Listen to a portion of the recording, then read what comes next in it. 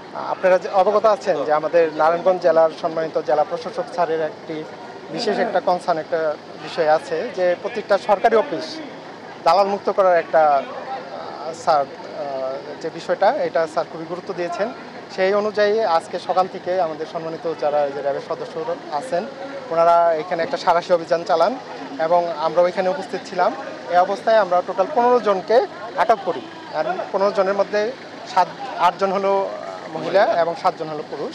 তা আসলে আমাদের যে এখানে ওনাদের উপস্থিতি এবং ওনাদের কাছে যে আমরা যে প্রমাণপত্র পেয়েছি এবং আমরা ওনাদেরকে হাতে নাতে আটক করেছি।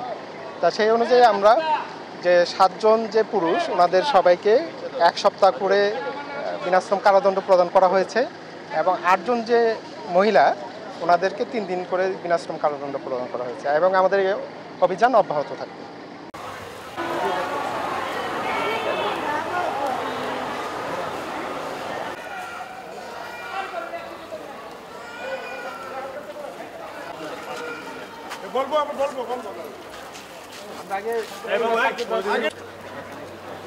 সবাই একটু সামনের দিকে তাকান, একবার সামনের দিকে তাকান।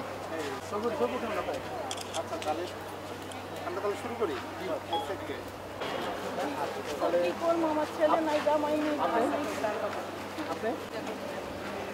এখানে কি কাজ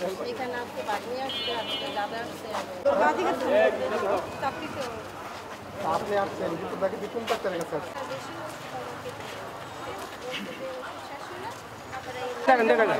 যদি একটা মাছ যদি করতে আমার নাম করে একটা বদনাম আপনি মামার নাম এই ভাই এই করে থাকে মামা কয় স্যার মামা কয় এই কারণে বোন বলে স্বীকার করবে না এদের কাজই তো এটা স্বীকার করবে না সবাই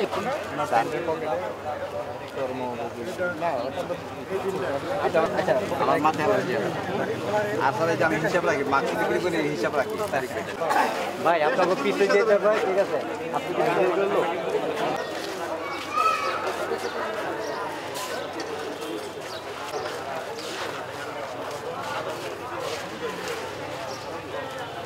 আমার